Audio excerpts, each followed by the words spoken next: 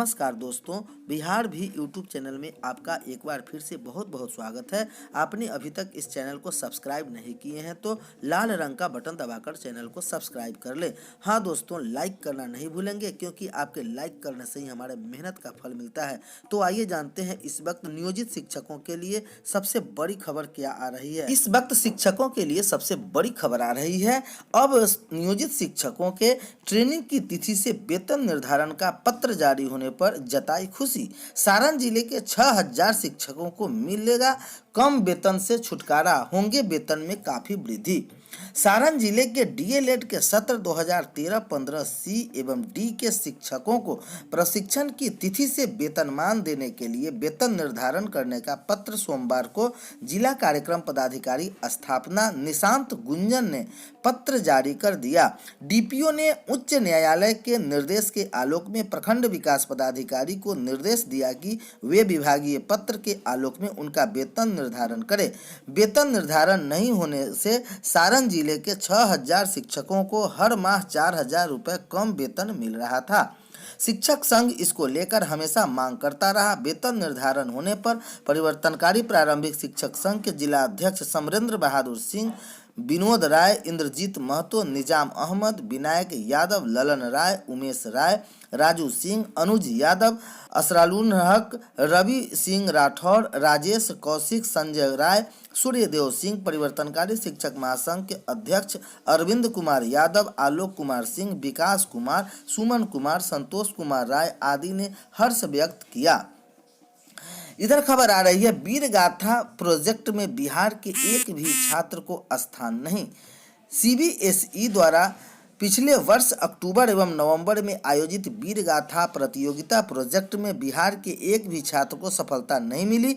Board के कक्षा 3 से लेकर 12वीं तक के छात्र छात्राओं को प्रतियोगिता में शामिल होने का अवसर प्रदान किया गया था। प्रतियोगिता में कुल 25 विजेताओं के नाम की घोषणा की गई। इसमें दिल्ली, कर्नाटक, जम्मू कश्मीर, राजस्थान, उत्तर प्रदेश, मध्य प्रदेश, हरियाणा, पश्चिमी बंगाल और मणिपुर के बच्चों ने सफलता हासिल की। प्रतियोगिता में 19,123 छात्र छात्राओं ने भाग लिया था, जिसमें से 2701 छात्र विभिन्न राज्य बोर्ड के छात्र भी इसमें शामिल थे। शिक्षा से नया आकाश छूने की होगी कोशिश। हर किसी को शिक्षा से आगे बढ़कर गुणवत्तापूर्ण शिक्षा पर होगा जोर। शिक्षा और रोजगार को जोड़ने को लेकर की जा रही ठोस पहल। हर किसी के लिए शिक्षा का सोच एक अरसे से चल आ रहा है और कुछ हद तक यह परवान भी चढ़ने लगा है, लेकिन अब वक्त आ गया है गुणवत्तापूर्ण शिक्षा और शिक्षा को रोजगार से जोड़ने का।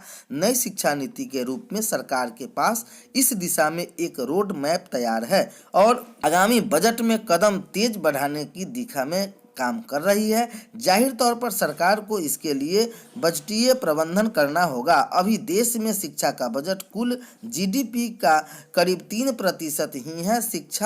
राष्ट्रीय शिक्षा नीति में इसे बढ़कर 6% करने का लक्ष्य रखा गया है। हालांकि यह एक कठिनाई लक्ष्य है, इसके बावजूद शिक्षा के क्षेत्र में एक नई छलांग लगाने के लिए बजट में इस दिशा में कदम उठाने ही होंगे। शिक्षा में बदलाव के लिहाज में यह समझ लीजिए कि उपयुक्त है, क्योंकि अभी हमारे पास राष्ट्रीय शिक्षा नीति के रूप में एक रोड मैप है जो भटकावों से बचाकर सीधे लक्ष्य तक पहुंचा जा सकता है। इसके साथ ही मौजूदा सरकार ने भीतर ही इन बदलावों को आगे बढ़ाने की ललक भी की है। खुद प्रधानमंत्री भी नीति के अमल में रुचि रख रहे हैं। शिक्षा क्षेत्र में जुड़े विशेषज्ञों की माने तो शिक्षा को ऊंचाई पर ले जाने का इससे अच्छा अवसर दूसरा और नहीं मिलेगा। सरकार इस दिशा में आगे बढ़ी भी है। पिछले बजट में भी स्कूली शिक्षा की गुणवत्ता को बेहतर बनाने के लिए देश भर में 15,000 से ज्यादा स्कूलों को आदर्श स्कूल बनाने का ऐलान किया गया था। प्रत्येक ब्लॉक में कम से कम 1-2 स्कूल को आदर्श स्कूल के रूप में विकसित किया जाना है। निश्चित ही इस कदम को स्कूली शिक्षा की गुणवत्ता में क्रांतिकारी बदलाव दिखेगी। उच्च शिक्षा के लिहाज से भी यह समय उपयुक्त है। कोरोना संकट के चलते उच्च शिक्षा के लिए विदेश जाने वाले भारतीय बच्चों को ग्राफ गिरा है। बड़ी संख्या में छात्र अब देश में रहकर उच्च शिक्षा हासिल करना चाहते हैं। हालांकि इसके लिए उच्च शिक्षण संस्थान को एक नई ऊंचाई देना होगा। हर साल लाखों छात्र पढ़ाई के लिए विदेश जाते हैं। उनकी पसंदीदा जगह अमेरिका, कनाडा और ऑस्ट्रेलिया लिया है, जहां वह पढ़ाई हर हजारों करोड़ों रुपए खर्च करके वहां जाकर के पढ़ाई करते हैं। ऐसे में यदि बड़े कदम उठाए जाए तो प्रतिभाओं का पलायन रुकेगा, साथ ही दूसरे देश में जा रही भारतीय मुद्रा भी देश में रहेगी। सरकार ने इस दिशा में अहम कदम उठाए। इससे उच्च शिक्षा संस्थानों को विश्व स्तरीय मानकों के अनुरूप तैयार करना है, लेकिन इसका फायदा तभी मिलेगा जब बजट में इसे रफ्तार दी जाए। देश में इन दिनों सभी को आत्मनिर्भर बनाने का भी एक बड़ा अभियान छिड़ा हुआ है। हालांकि इसके लिए सभी को किसी न किसी हुनर से जोड़ना होगा। फिलहाल सरकार ने इस दिशा में कदम बढ़ाया है। स्कूल से ही बच्चों के लिए तैयार किए जा रहे हैं। नई राष्ट्रीय शिक्षा नीति में भी इसे लेकर अहम सिफारिश की गई है, जिससे वर्ष 2025 तक स्कूलों और उच्च शिक्षण संस्थानों में पढ़ने वाले करीब 50% बच्चों को व्यवसायिक शिक्षा से जोड़ने का लक्ष्य रखा गया है। स्कूली बच्चों के लिए शुरू हुई एक्सप्रेशन सीजन। आज़ादी के अमृत महोत्सव के अवसर पर सीबीएसई की एक्सप्रेशन सीजन शुरू हो गया है। इसमें 3 से 12वीं तक के छात्र शामिल हो सकते हैं। इसके तहत कक्षा 3 से 5वीं तक के बच्चों के लिए 150 शब्दों में एक पैराग्राफ मांगा गया है। वही कक्षा 6 से 8वीं तक के बच्चों को 400 शब्दों में लेख लिखना होगा। 9वीं और 10वीं के छात्र को 700 शब्दों में और 11वीं और 12वीं के छात्रों को 1000 शब्दों में लेखन लिखना होगा। अब पाटलिपुत्र बीबी में 2 सत्रों में लिए मिलेगी अस्थायी संबद्धता। की गई 6 को अनुकंपा नौकरी की अनुशंसा। पीपीयू की 11वीं और भी सिंडिकेट के 592 करोड़ का बजट पारित। ऑनलाइन हुई पीपीयू सिंडिकेट की बैठक में 12 को होगी सीनेट। पाटलिपुत्र विश्वविद्यालय में हर वर्ष संबद्ध महाविद्यालयों में संबद्ध नहीं दिया जाएगा। सभी अस्थायी महाविद्यालयों को 2-2 वर्षों के लिए अस्थायी संबद्धता दी जाएगी। वह निर्णय शुक्रवार को विश्वविद्यालय की 11वीं सिंडिकेट बैठक में लिया गया।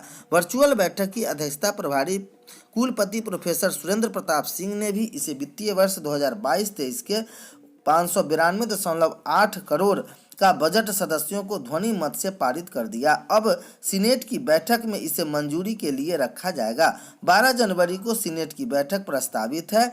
एमएलसी प्रोफेसर राजेंद्र प्रसाद गुप्ता ने संबद्ध महाविद्यालय के दानदाता बनने के लिए 5 लाख रुपए या इससे अधिक की जमीन उपलब्ध कराने वाले में ही हासिल करने का प्रमुखता से इनका नाम रखा गया है।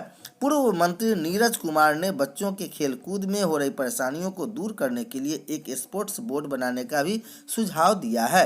इसे लेकर शुरू हो रही है एजुकेशन की पढ़ाई। सिंडिकेट ने मास्टर इन एजुकेशन की पढ़ाई शुरू करने की सहमति प्रदान कर दी है।